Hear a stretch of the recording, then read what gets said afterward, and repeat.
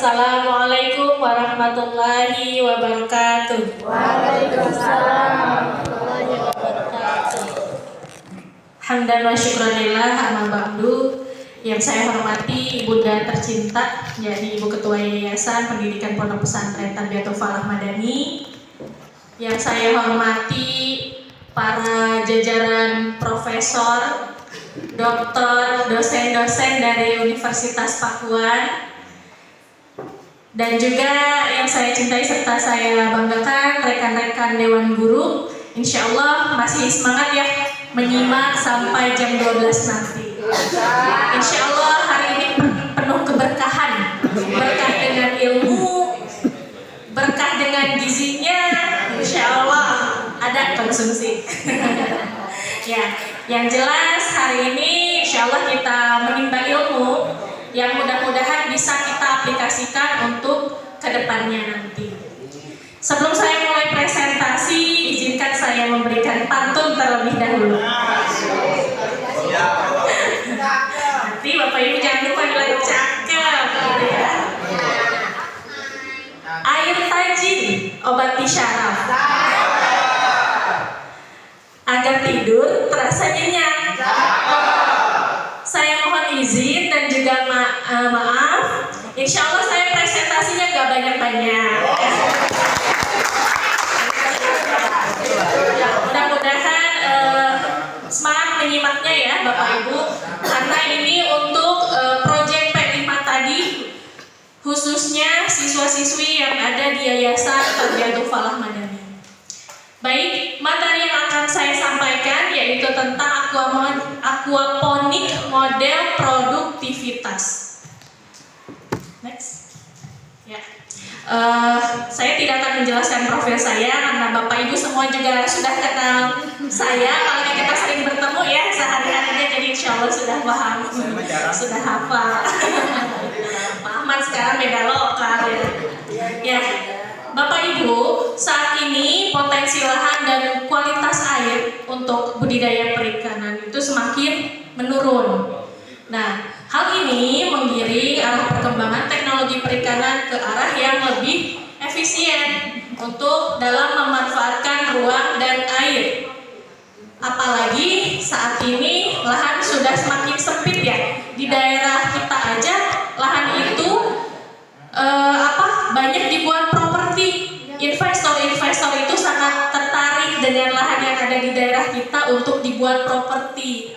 Maka dari itu lahan yang harusnya bisa kita jadikan untuk pertanian yang bisa menambah daya serap air, tetapi penggunaannya untuk bisnis properti ataupun lain sebagainya.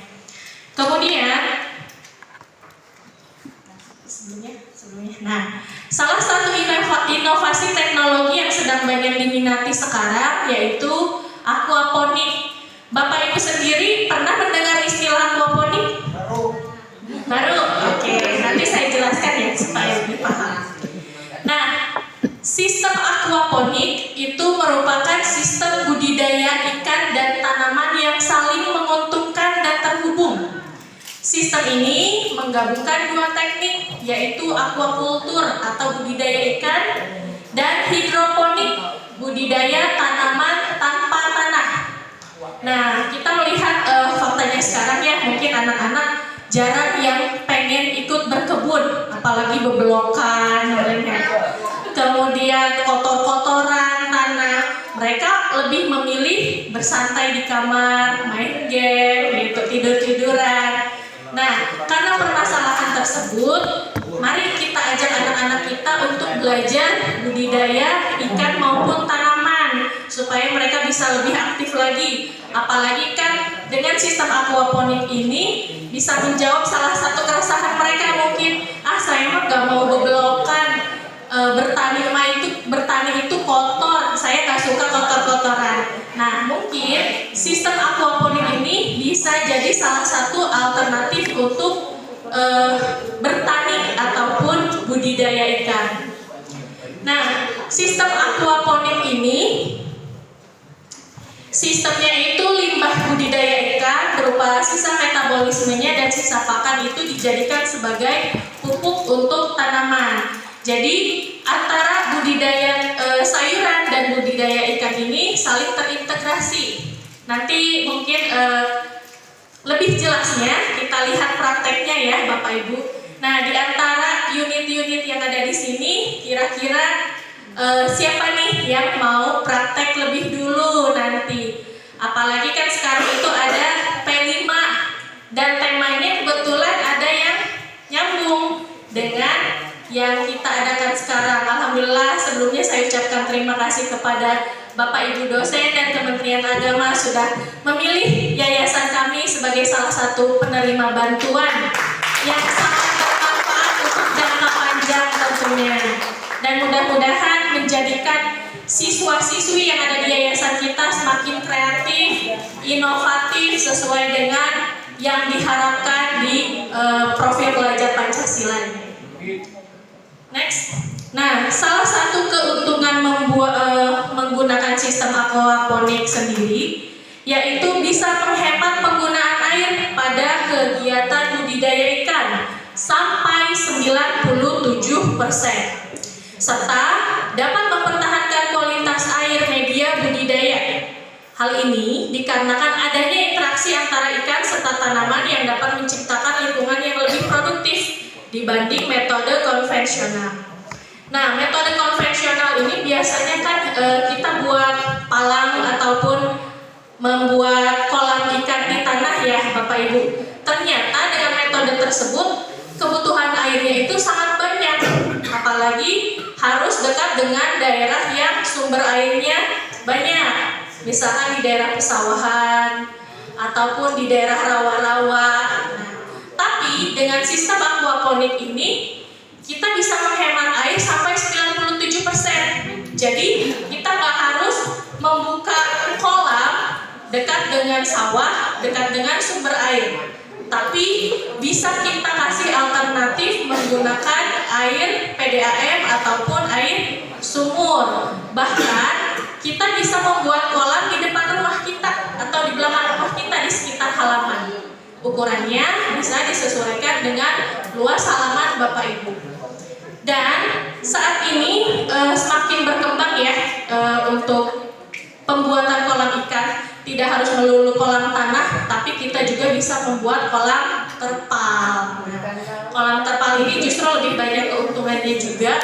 Selain kita lebih bersih mungkin ya dari terpalnya sendiri, tidak perlu menguras, kemudian tidak mudah kotor airnya. Maksudnya di sini tidak mudah mengalami kebutekan seperti itu kurang lebihnya. Ya.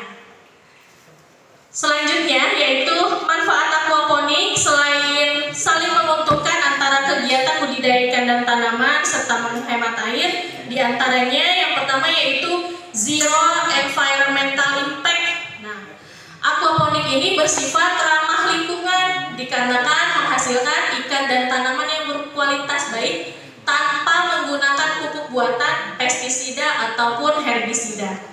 Nah, Bapak Ibu, ketika kita mengonsumsi makanan yang mengandung bahan kimia dalam jangka panjang, Bapak Ibu pasti tahu ya dampaknya ke tubuh itu seperti apa. Nah, ketika kita menerapkan sistem aquaponik ini, kita bisa mengurangi zat kimia yang masuk ke dalam tubuh kita. Bisa kita sebut real food. Nah, real food. Jadi makanan yang tidak mengandung bahan kimia, tidak ada pestisida maupun herbisida, dan tentunya bisa membuat tubuh kita lebih sehat seperti itu. Selanjutnya yaitu mudah diaplikasikan. Nah, karena dapat dibangun dalam segala ukuran di berbagai tempat dan sesuai kebutuhan. Apalagi ketika kita tinggalnya di kota, lahan tanah itu sangat terbatas ya. Nah, kita bisa memanfaatkan ruang yang ada di rumah kita itu untuk berkebun dengan sistem aquaponik. Ukurannya bisa disesuaikan dengan halaman kita. Ketika halamannya sempit, ya bisa nanti disesuaikan berapa ukurannya. Dan budgetnya pun disesuaikan dengan kebutuhan untuk urban farming rumahan seperti itu. Nah, selanjutnya yaitu ekonomis, karena dalam sekali budidaya dapat menghasilkan 2 komoditas sekaligus, yaitu tanaman dan ikan, sehingga lebih efisien dibandingkan dengan budidaya konvensional. Jadi kalau misalkan yang konvensional itu misalkan hanya salah satunya aja, kita mau budidaya ikan atau nanam tanamannya, tapi dengan sistem aquaponik ini kita bisa mendapatkan keduanya. Selain panen ikannya, kita pun bisa panen sayurannya. Tinggal di piring itu kurangnya apa nih? Oh, kurangnya karbohidrat. Nah, bahkan mungkin nanti di sistem aquaponik tanamannya bisa kita atur, kita ganti-ganti, nggak hanya kangkung ataupun selada, bisa aja kita tanam padi di situ.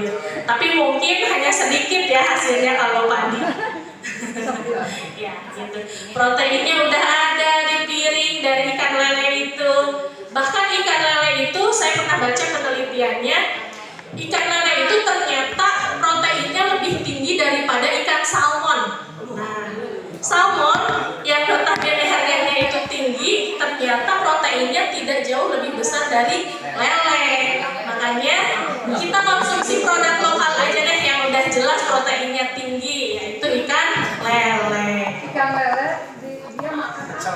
Nah, ikan lele makan apa? Ikan lele makan makanan. Ya. Selanjutnya yaitu menghasilkan kualitas air yang baik bagi pertumbuhan ikan. Jadi kualitas air dalam sistem aquaponik ini masih bisa terkontrol. Bahkan kita pun tidak harus rutin mengganti airnya, ya. Jadi dengan integrasi antara tanaman dan budidaya ikan itu justru menjadikan air kualitasnya lebih baik untuk pertumbuhan ikan. Next. Nah, di sini ada beberapa tanaman air yang umumnya cocok untuk sistem aquaponik. Di antaranya yaitu tanaman kangkung. Bapak Ibu pasti sering kan makan kangkung? Suka kangkung, harus suka sayur dong. Jangan sampai kita kekurangan serat karena nggak mau makan sayur. Mudah-mudahan nanti kalau mau praktekin aquaponik di rumah jadi lebih senang makan sayur. Ya, selanjutnya yaitu bayam. Nah, bayam juga bisa kita tanam menggunakan sistem aquaponik.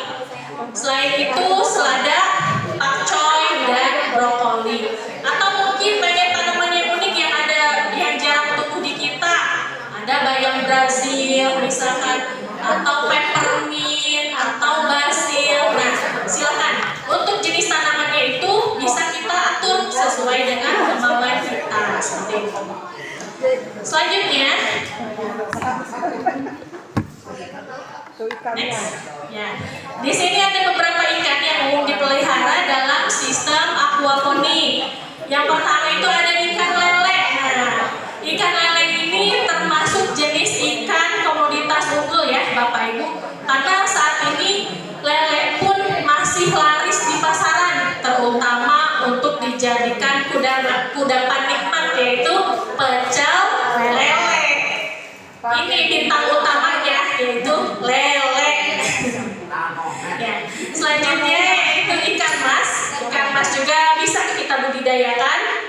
Kemudian gurame, ikan nila, dan ikan patin. Nah, ikan patin ini masih saudaraan sama ikan lele. Catfish dia punya patil. Nah, cuma beda dari morfologinya, kemudian tekstur dagingnya pun ada sedikit perbedaan. Next. Makannya apa? Makannya apa? Nanti dijelaskan. Nah, saat ini di Yayasan Tarbiyatul Falah Madani untuk komunitas perikanan yang akan dibudidaya banyak keunggulan.